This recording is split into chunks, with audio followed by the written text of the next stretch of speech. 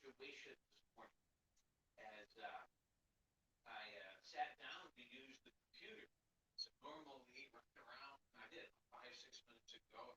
I sat down in the office that I normally use for ice cream. And so I sat down. I noticed this morning when I turned the computer on, that computer had the latest Microsoft update.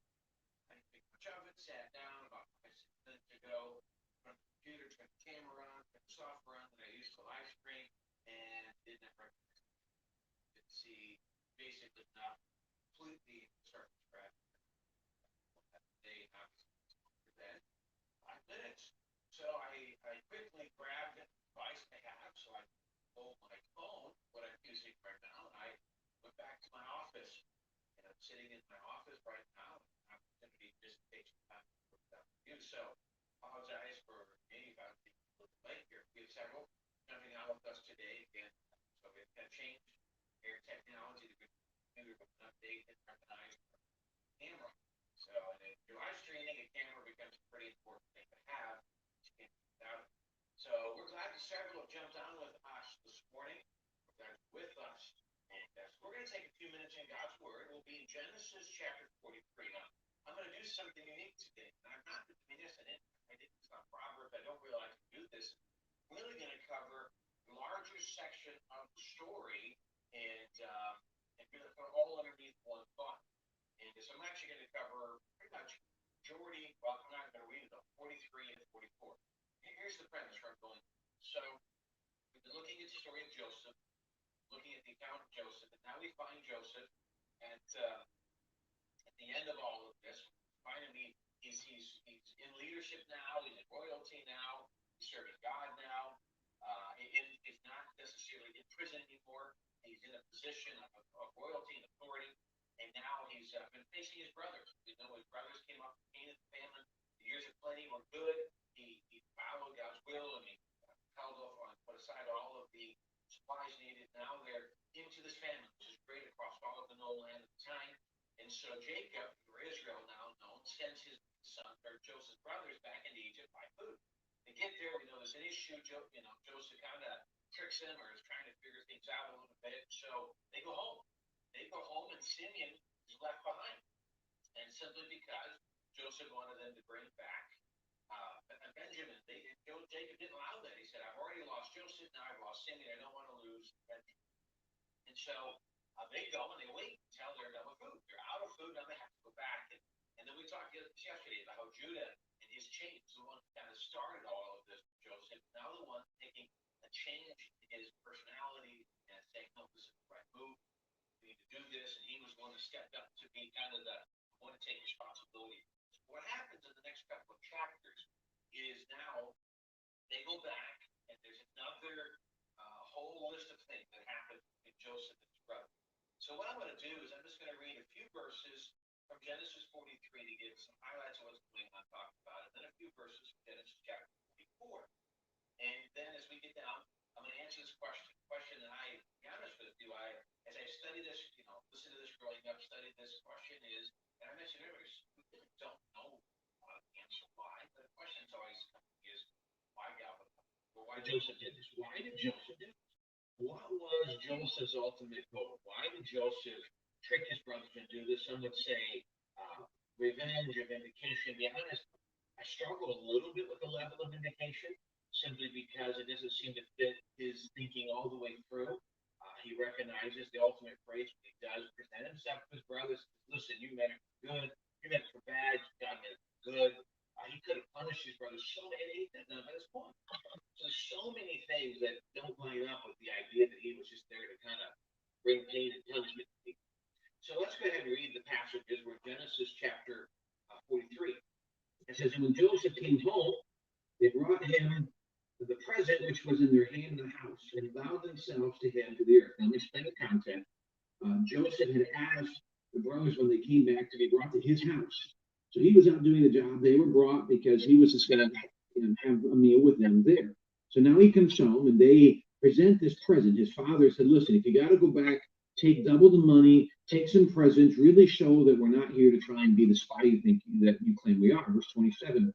And he asked them of their welfare and said, is your father well? the old man of whom he spake, is he yet alive? And obviously Joseph had an ulterior motive. This was his father, so he was looking.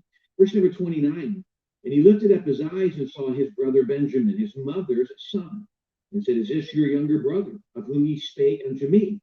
And he said, God be gracious unto thee, my son. And Joseph made haste, for his bowels did yearn upon his brother, and he sought where to weep. And he entered his chambers and wept there.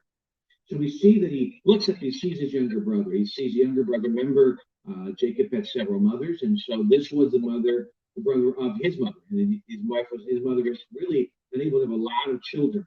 And so this was something very precious about seeing Benjamin. There's a lot of value to this, and he's excited about it. So um, he does this and he's excited about it, and actually hits emotion.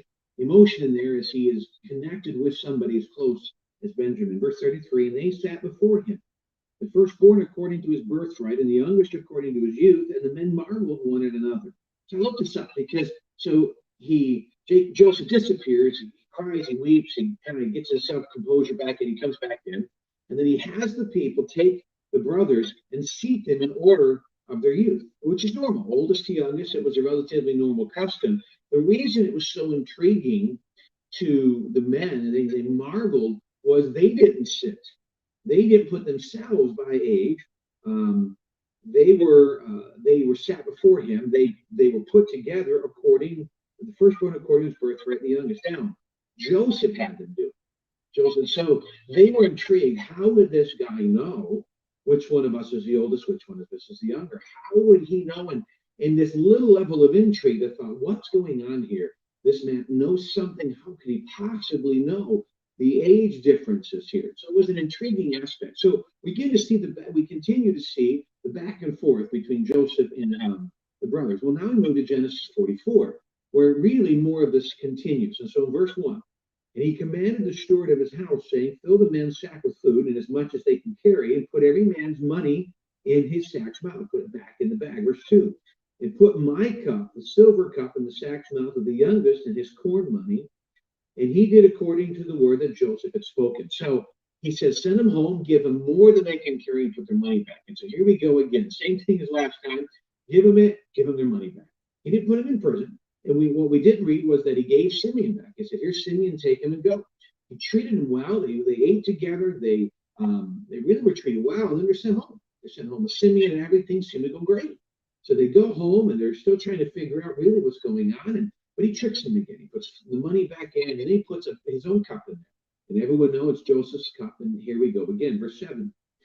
And they said unto him, Wherefore saith my Lord these words? Now, so Joseph then sends the kind of the guard after them and said, Listen, we're coming to get you, and you've stolen money again, you did it again. And they say, Wait a minute, why would you say this? God forbid that thy servant should do according to this thing. We would not do that. Verse 8.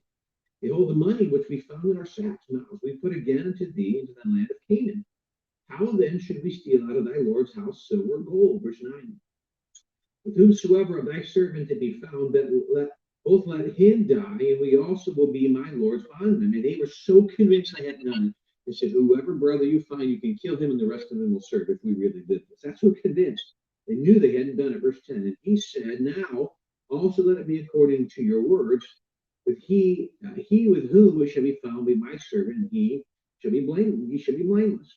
Then they speedily took down every man his sack to the ground, and opened every man his sack. And he searched and began the eldest and left at the youngest, and the cup was found in Benjamin's sack.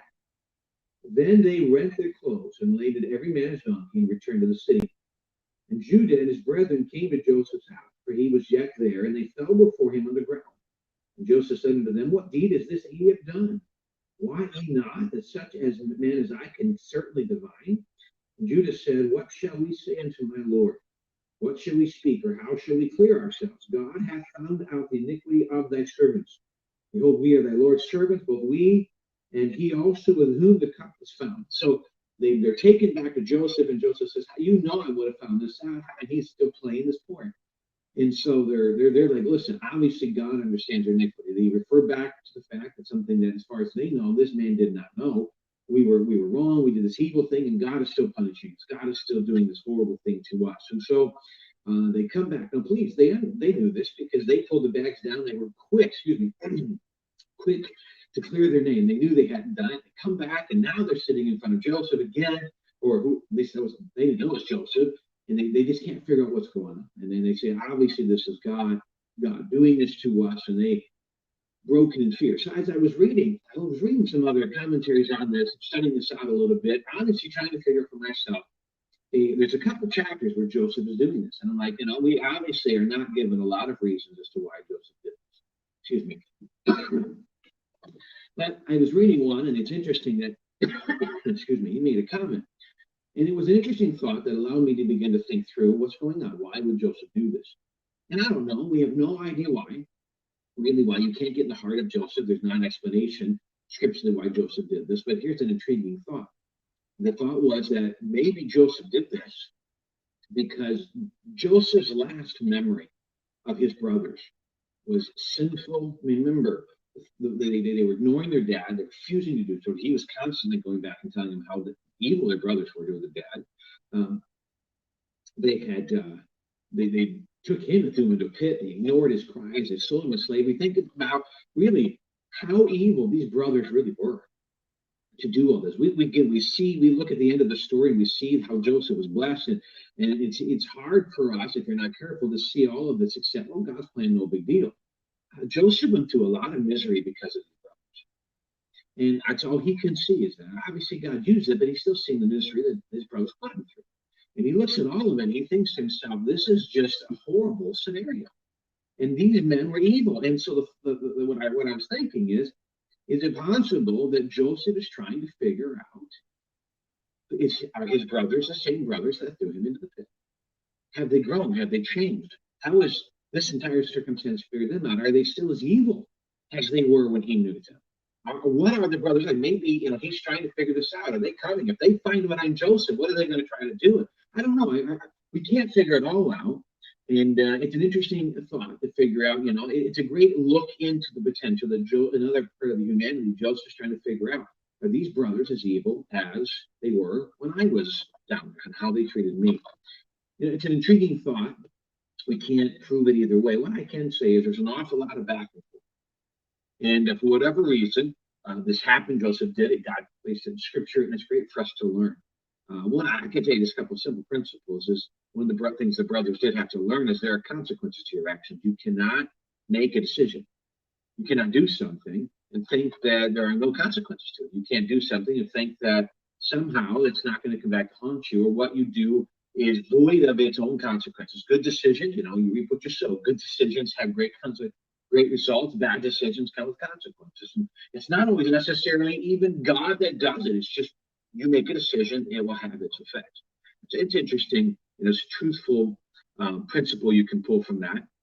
But I look at all of this and I continue to see God's hand. I see reconciliation. I see Joseph figuring things out. Ultimately, as we'll get to next time, we'll begin to look at really how Joseph finally explains, and we begin to see reconciliation. We'll pull some great principles from that in this entire principle. But it is intriguing, and I've always wondered, and I don't know, I read through multiple different commentators and different people who've written on this, and most people just explain what happened and move on. There's not a lot of explanation or opinion as to why Joseph did this, and we don't know. It is intriguing in this point, though, that it's an interesting thought that maybe he was trying to find out what his brothers were really like, because his last memory of his brothers were not good. It was quite evil. And can you imagine after meeting with people and there's been fighting and struggle, that 20-some years later to stand in front of them, they could be worse than they were when I knew them when I was 17. You don't know. And obviously life and God had broken them. And here's one thing we did learn. They obviously were different people, because the moment the cup was found in Benjamin's cup, instead of getting angry, instead of saying, Benjamin, get out of me, it's his brother. They could have hated Benjamin as much as they hated Joseph, because he was obviously the favorite. I mean, their own brother Simeon was left in jail, and Benjamin, no, I'm not losing him. So they could have hated Benjamin as much as they hated Joseph. They could have been just as evil as before. They could have said, Benjamin, see ya, we're out of here. Let's go home and feed our families. That's what they could have been like, but they weren't. And they obviously were different. There was obviously the circumstances they found themselves in through life. It brought them to a very different spirit. And it's an interesting thing for Joseph to have learned, and Joseph to figure it out. Well, we don't know all the details, but it's interesting as we look at this, some great interesting thoughts and principles to learn from. Here's one thought that we can look at. Listen, We all make decisions, we all make mistakes, but fortunately, we don't have to be identified or known by them. We should never be identified, known by our worst day. We can come to Jesus, we can get reconciliation, we can grow, and we can always find forgiveness and healing. Well, thank you so much for joining us today. It was interesting. If you jumped at the beginning, I told many that I started off jumping on the computer. I normally do this. I just got the latest Microsoft update, and it did not recognize the input from my camera, so the camera didn't work, and which is quite important on live streaming. So we just last minute through my phone, actually, right here in my office, and that's why it's a little different. And, but thanks for joining us today. We hope to see you Sunday, 10 o'clock in the morning for our morning service, 5 o'clock for our evening service. We hope you come. We hope you join us. If you can be on property, great. I know it might rain this weekend, but it's going to be nice and warm, at least for us recently. So I hope you join us on property. And then if not, join us online at 10 and at 5. The evening service at 5 o'clock, we're going to have the Lord's table. We're going to enjoy. Obviously, it'll be different, new COVID ideas where we're not going to be handing the elements aside. You'll be given a sealed one where the cracker and the cup is all in there together so that it won't be passed and touched by a lot of people, so we can be safe. And but we can still also enjoy a great time in the Lord's Supper. So we hope you join us. One of those or both of those services. If you can't make it here, we hope you join us online. We look forward to a great day and a great weekend worshiping and serving our Savior. We hope you have a great rest of your day, a great rest of the week, and enjoy the beautiful day. And we look forward to seeing you next time. God bless.